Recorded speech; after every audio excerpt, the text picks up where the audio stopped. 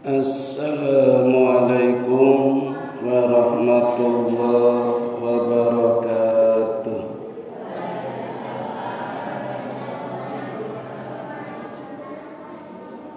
Monggo Bapak Ibu, adik-adik, kita awali pengajian jelang buka bersama sore hari ini dengan membaca surat Al-Fatihah. A'udzu billahi minasy syaithanir rajim. Bismillahirrahmanirrahim. Alhamdulillahi rabbil alamin. Ar-Rahmanir-Rahim. Maliki yaumiddin. Iyyaka na'budu wa iyyaka nasta'in. Ihdinas siratal mustaqim. Siratal ladzina an'amta 'alaihim ghairil maghdubi 'alaihim waladdallin.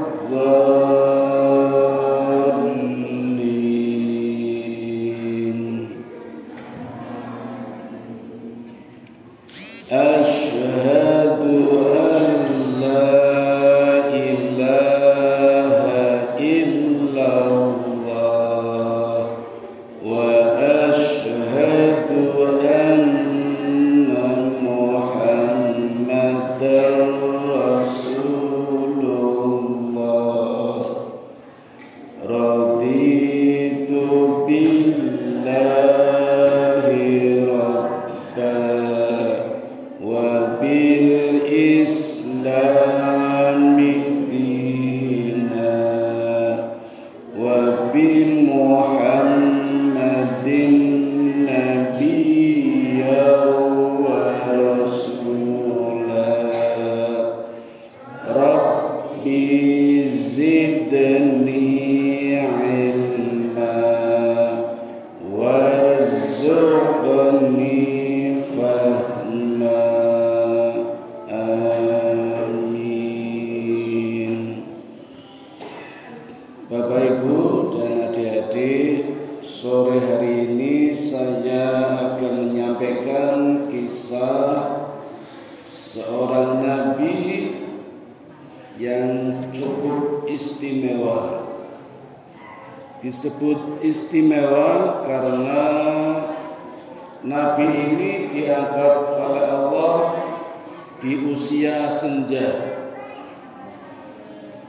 Kalau nabi-nabi yang lain diangkat Allah menjadi nabi rata-rata di usia 40 tahun. Ada yang 30 tahun, ada yang sejak kecil sudah jadi nabi ada. Tapi nabi ini diangkat oleh Allah menjadi rasul di usia 90 tahun. Ini cukup istimewa. Allah berikan, Allah angkat menjadi nabi di usia senja. Nabi siapa Bapak Ibu? Adik-adik tahu? Nabi Zakaria. Nabi Zakaria ini sudah Allah abadikan kisahnya di dalam Al-Quran, Quran surat Maryam, surat yang ke-19, juznya 16. Saya bacakan ayatnya Bapak Ibu, mulai dari ayat pertama. A'udzu billahi minasy syaithanir rajim. Bismillahirrahmanirrahim. Kaf ha ya ain shad. Ini ayat pertamanya Bapak Ibu. Hanya Allah saja yang tahu artinya. Kemudian ayat kedua, Dzikru rahmati rabbika 'abdahu Zakaria.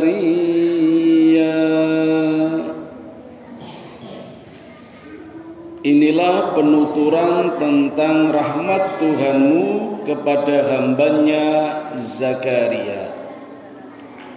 Bapak Ibu, ayat kedua ini dimulai dengan kata dzikru, dari kata dzikir, sering diartikan ingatlah. Jadi kalau di Quran ada kalimat ingatlah, berarti kita harus melakukan minimal mengingat-ingat Bapak Ibu. Ini kok minimal, paling tidak. Berarti harus lebih dari itu. Ya mempelajarinya, ya memahaminya, meneladaninya, bahkan membelanya. Kalau nabi yang Allah ceritakan di sini ada yang tidak disukai oleh orang. Nah, di sini Allah juga mengatakan inilah penuturan tentang rahmat Tuhanmu kepada hambanya bernama Zakaria. Ayat berikutnya, idnada rabbahu nidaan khafiyya. Pada waktu ia membisikkan doa kepada Tuhannya. Nah, ini Bapak Ibu, rahasianya di sini.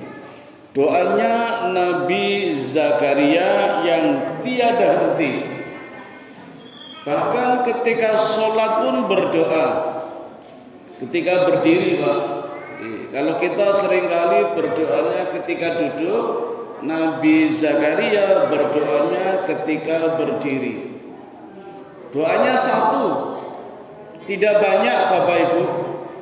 Kalau kita kan doanya banyak, ya Allah berikan kami rizki, rumah baru, motor baru, anak pinter, banyak sekali.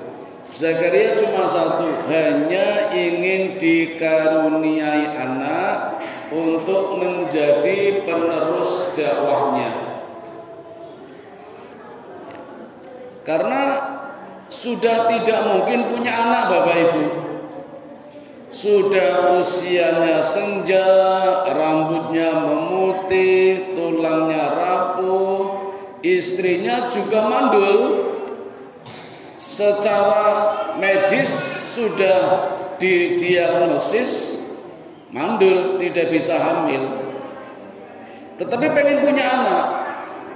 Gara-garanya apa Bapak Ibu? Melihat burung dengan anak-anaknya, terus ingin punya anak. Itu istrinya itu. Nabi Zakaria juga ingin untuk melanjutkan dakwahnya, mohon kepada Allah tiada henti. Setiap kali sholat berdoa, membisikkan suaranya, membisikkan doanya kepada Tuhannya. Ini yang namanya munajat Bapak Ibu. Jadi kalau panjenengan ingin doanya dikabulkan, tidak salah kalau mencoba dengan cara bermunajat, membisikkan kepada Allah. Ada suaranya tapi lirih. Kan ada yang berdoa pakai hati, ada yang keras. Nah, kalau munajat itu ada suaranya tapi lirih. Di sini dikatakan membisikkan. Saya lanjutkan dulu Bapak Ibu.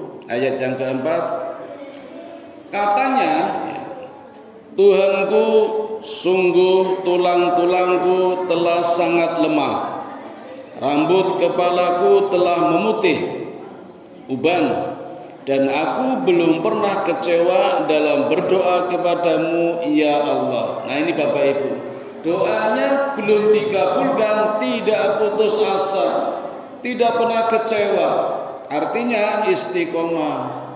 Kita kan kadang sering kalau jenuh, doanya nggak dikabulkan, terus jenuh berhenti, ganti doa lagi apa, ganti yang lain. Padahal belum saja, belum dikabulkan. Allah menunggu saat yang tepat kapan dikabulkan. Tapi seringkali kita nggak sabar. Beda dengan Nabi Zakaria, dengan sabarnya tidak pernah kecewa, menunggu pengabulan doa dari Allah Subhanahu wa ta'ala. Ayat kelima, aku sangat khawatir akan keluargaku sesudah kutinggalkan karena istriku mandul. Berilah aku keturunan dari karuniamu. Tadi sudah saya sampaikan Ibu. Yang keenam, seorang pewaris yang akan mewarisi aku dan mewarisi keturunan Yakub, dan jadikan dia ya Allah orang yang diridhoi. Ini doanya Bapak Ibu. Ternyata keturunan Nabi Yakub ini, Nabi Zakaria. Hai Zakaria, ayat yang ketujuh, kami memberikan kamu kabar gembira dengan seorang anak bernama Yahya yang belum pernah kami berikan nama demikian kepada seseorang. Nah di ayat 7 ini Bapak Ibu, Allah memberikan kabar gembira lewat malaikat Jibril, ya Zakaria, aku anugerahkan seorang anak. Ini namanya mukjizat Bapak Ibu. Di usia senja, istrinya juga sudah tua, dinyatakan mandul, Allah berikan kemukjizatan seorang anak yang sudah ada namanya. Anaknya belum lahir, Allah sudah sediakan namanya, dan namanya belum pernah dipakai oleh orang lain, yaitu Yahya. Dulu Bang, sekarang sudah banyak pakai nama Yahya. Dulu belum pernah. Terus ayat 8, Zakaria menjawab, ya Tuhanku, bagaimana aku mempunyai seorang anak sedang istriku wanita yang mandul dan aku telah mencapai usia renta. Jadi Nabi Zakaria juga ragu, heran, kok bisa ya, kok bisa. Kemudian di ayat 9 Tuhan berfirman, demikianlah Tuhanmu berfirman, yang demikian bagiku sangat mudah. Sebelumnya aku telah ciptakan kamu, saat itu kamu belum berwujud apa-apa. Jadi Bapak Ibu nggak perlu khawatir, ya khawatir kadang khawatir nggih. Tapi hal seperti ini bagi Allah sangat mudah, bahkan terlalu mudah. Yang penting tetap berdoa, munajat tanpa putus dan istiqomah. Selanjutnya di ayat 10 Zakaria berkata, mohon kepada Allah, wahai Tuhanku, berilah aku tanda-tandanya. Tandanya apa? Ini Zakaria minta kepada Allah. Lalu Allah menjawab, tandamu ialah kau tidak akan dapat bicara kepada seseorang selama 3 malam, padahal kamu tidak cacat. Itu tandanya. Allah berikan tanda selama 3 malam tidak bisa bicara, padahal tidak cacat. Ora sariawan, ora gusi berdarah, untune ora lara, ora stroke, ning ora iso ngomong. Itu tandanya. Ayat 11-nya, Zakaria keluar dari mihrab menemui kaumnya dan memberi isyarat kepada mereka, bertasbihlah menuju Tuhan Allah pagi dan malam. Bapak Ibu, ternyata Zakaria tinggalnya di mihrab. Kalau sekarang mihrab ini ya, tempat pengimaman namanya mihrab. Kalau dulu ada tempat khusus. Nah, ini Pak yang samping sini ya. Kamarnya marbot ya. Nah, sekarang namanya marbot. Kamar marbot, dulu mihrab ya. Enggak perlu memandang negatif ya. Kadang ada orang memandang jadi marbot masjid gajinya berapa, nggak ada gajinya, tugasnya ngeresik masjid, nyapu, ngepel, itu tugas mulia Bapak Ibu, dan pahalanya banyak. Meraup pahala siapapun yang datang ke masjid tanpa mengurangi pahala orang-orang yang datang ke masjid. Bapak ke masjid dapat pahala, adzan dapat pahala, qomat dapat pahala, sholat dapat pahala, panjenengan ibu datang ke sini dapat pahala, adik-adik dapat pahala. Marbot itu dapat pahalanya semua, dapat semua tanpa mengurangi pahala jenengan. Itu pahalanya marbot, luar biasa. Kalau jadi marbotnya betul, ini gimana sih jadi marbot salah, jadi langkah pahalanya malah dosa juga ada.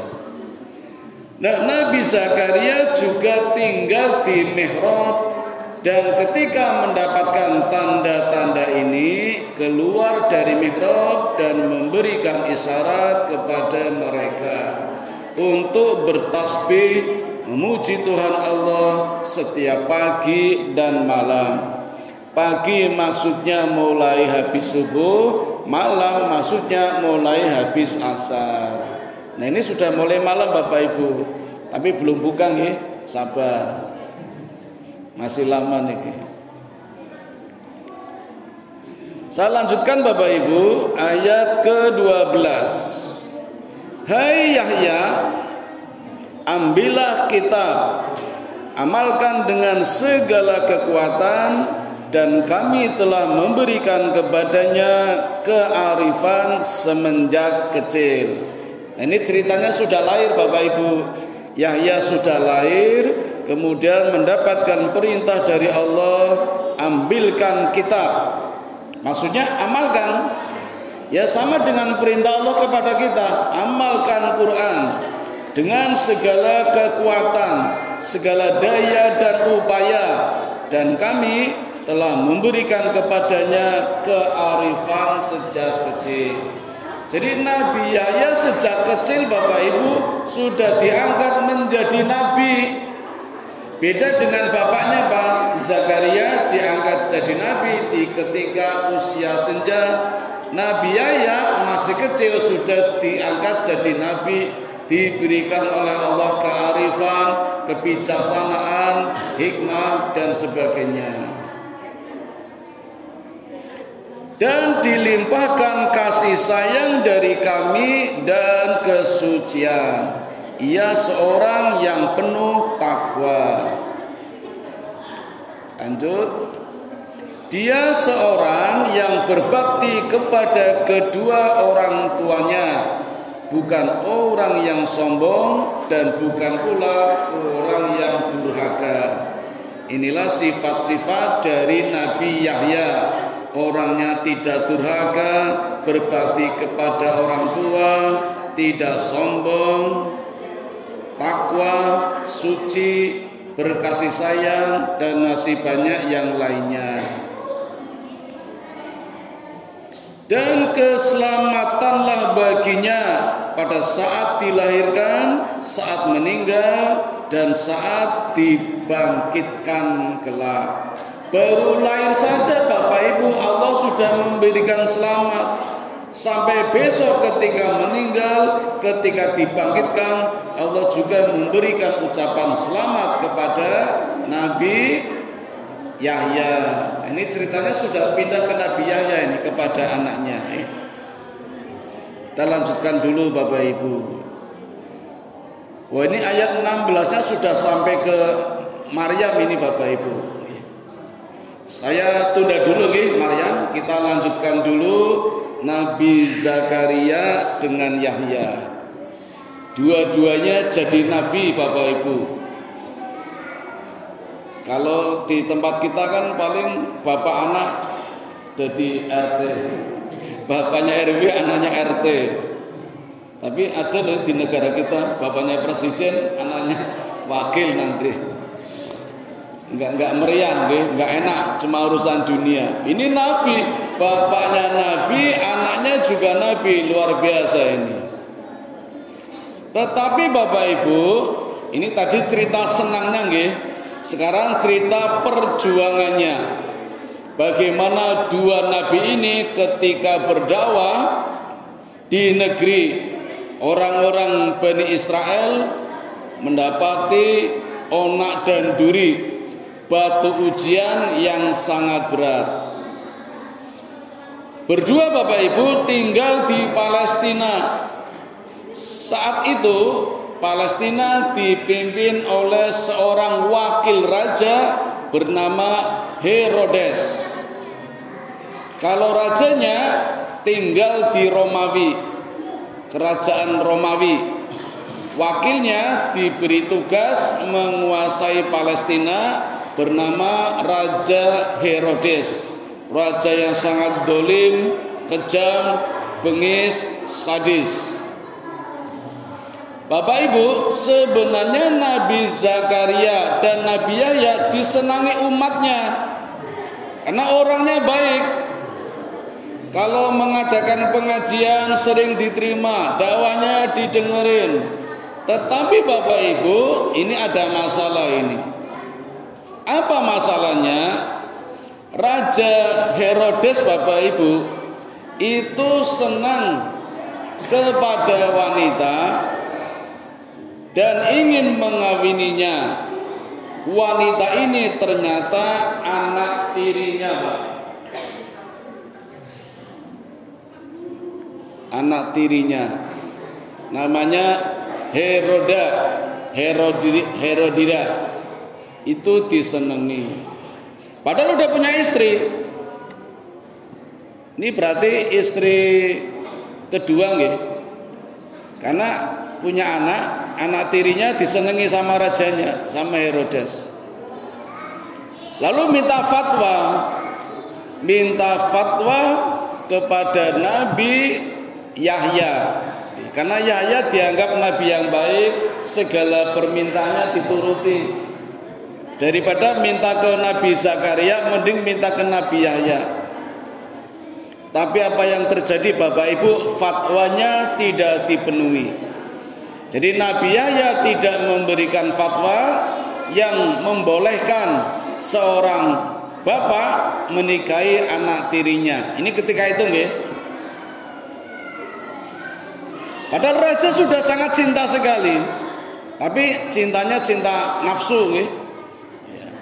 Mungkin melihat kecantikan dari Herodia. Dan karena sudah terlanjur cinta, apalagi cinta buta, maka tidak ada cara lain untuk menangkap dan menghilangkan Nabi Yahya.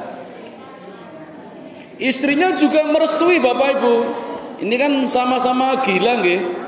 Istrinya kok merelakan anaknya dinikahi oleh bapaknya. Ini kan sama-sama gila Bapak Ibu.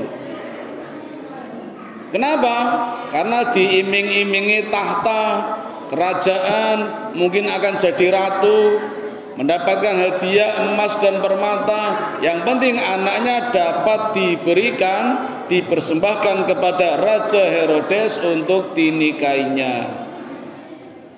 Karena Nabi Yahya menolak, anaknya ini juga mencoba menebarkan fitnah dengan cara merayu Nabi Yahya untuk berkencan. Tentu saja tidak mau.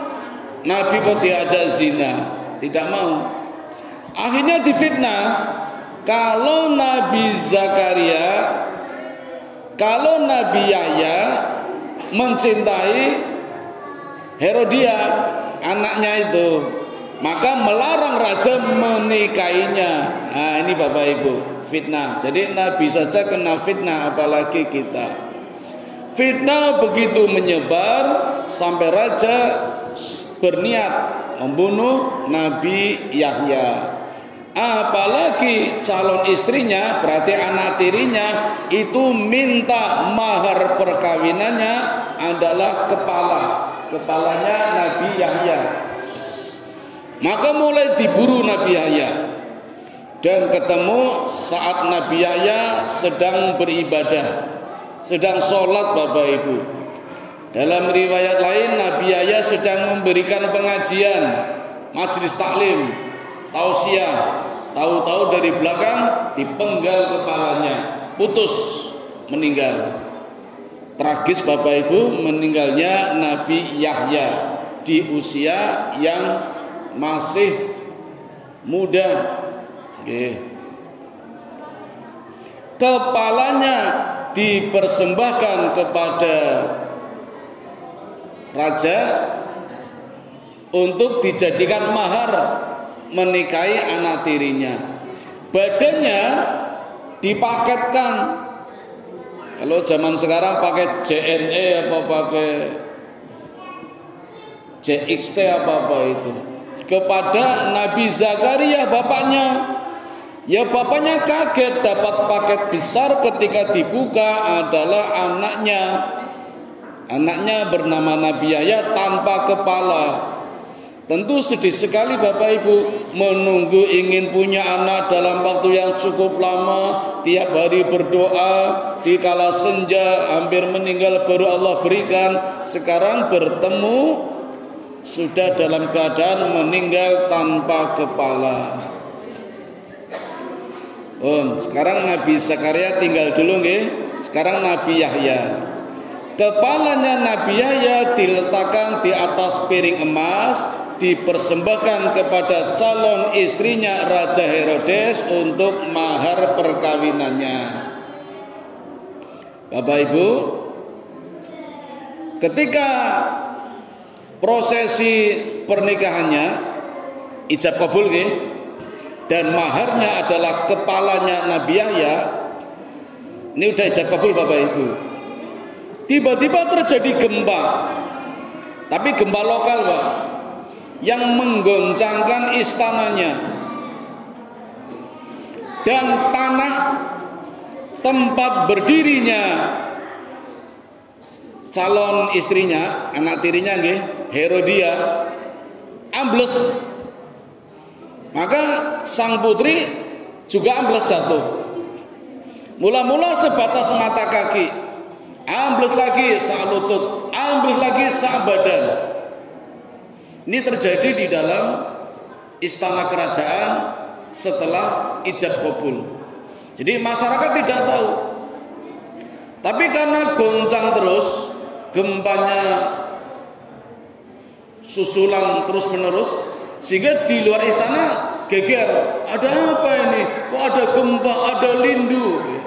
Seperti kemarin di Tuban sampai 80 kali gempa susulan 80 kali coba. Pada sehari 24 jam, berarti tiap 1 jam 4 kali gempa itu. Tiap 15 menit gempa, lindu. Alhamdulillah Jogja belum Ibu. Mungkin boten. Nah, karena rakyatnya goncang gempa, curiga ada apa ini? Lalu pada masuk istana. Dan ketika masuk istana kaget kalau sang putri calon istrinya raja sudah terpendam di tanah, tinggal kepalanya. Badannya sudah terpendam Pak. Maka rakyatnya mengatakan, ini dosa apa ini? Salah apa ini? Gara-gara ini mungkin negeri kami goncang, gempa. Lalu rakyat menuntut sang putri ini juga dibunuh. Siapa tahu kalau dibunuh nanti gempanya berhenti. Terima kasih. Kopinya mana? Oh iya. Jenengan dereng Bu nggih? Sabar Bu. Tekan pundi wae? Sampai mana, Dek?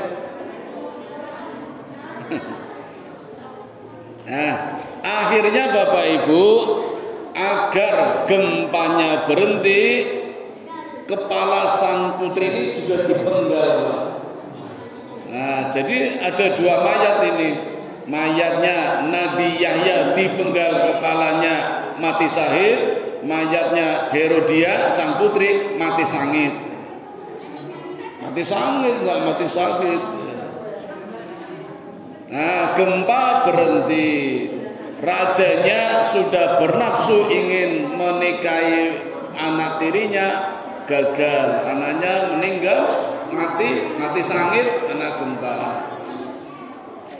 Tapi peristiwa ini Bapak Ibu tidak membuat sadar rajanya, dan rajanya masih memburu yang lain. Siapa? Bapaknya. Kalau Nabi Yahya itu juga punya bapak namanya Nabi Zakaria. Nabi Zakaria juga diburu Bapak Ibu, dikejar-kejar, dicari akan dibunuh. Apa kesalahannya Bapak Ibu? Nabi Zakaria kesalahannya menurut Raja Herodes dianggap berzina dengan Maryam. Kan Maryam juga tinggal di mihrab, sama-sama di mihrab tapi beda kamar, bahkan jauh. Maryam kira-kira di kamar sana, Zakaria di kamar sana. Nabi Zakaria sering masuk kamarnya Maryam karena memang mengasuh. Maryam kan ponakannya, Zakaria pamannya. Ini nanti nanti tak sambung cerita dengan Maryam. Ini tak rampungkan dulu Zakaria. Hampir selesai Bapak Ibu. Yang benar ini. Oh itu. Tak lagi sabar. Sekarang Nabi Zakaria diburu akan dibunuh. Allah memberitahu, ya Zakaria, hati-hati, siap-siap, raja akan datang memburunya. Maka Nabi Zakaria berlindung, lari ke hutan, masuk ke dalam pohon. Bapak Ibu, saat Nabi Zakaria masuk ke dalam pohon, jubahnya terjepit oleh pohon. Jadi badannya sudah masuk pohon, jubahnya ada yang ketinggalan, kejepit itu loh. Kayak kita masuk rumah, pintu ditutup, jubahnya masih ada di luar. Dan iblis memberitahu pasukan pemburu raja kalau Nabi Zakaria ada di dalam pohon itu. Apa yang terjadi Bapak Ibu? Akhirnya pohonnya digergaji. Coba bayangkan Bapak Ibu, kalau orang digergaji sakitnya bukan main. Dan secara manusiawi wajar Nabi Zakaria berteriak-teriak karena kesakitan digergaji. Nah ditembak langsung mati Bang, dibunuh langsung mati, digergaji coba, kan mati perlahan-lahan. Sampai Allah mengatakan, ya Zakaria, kalau kamu teriak seperti itu, nanti umat-umat yang lain juga sakit. Hebat sekali, ini ada hubungannya dengan umatnya. Maka Nabi Zakaria mencoba menahan rasa sakitnya agar umatnya juga tidak merasa sakit. Coba Bapak Ibu, nggak ada Nabi seperti ini. Sudah buka? Alhamdulillah, pas Bapak Ibu, kisah Nabi Zakaria juga selesai. Mari kita buka puasa hari ini dengan membaca doa. Bismillahirrahmanirrahim. Allahumma laka sumtu wa bika amantu wa ala rizkika aftartu birahmatika ya arhamar rahimin. Monggo silakan berbuka. Saya tutup nggih. Assalamualaikum warahmatullahi wabarakatuh.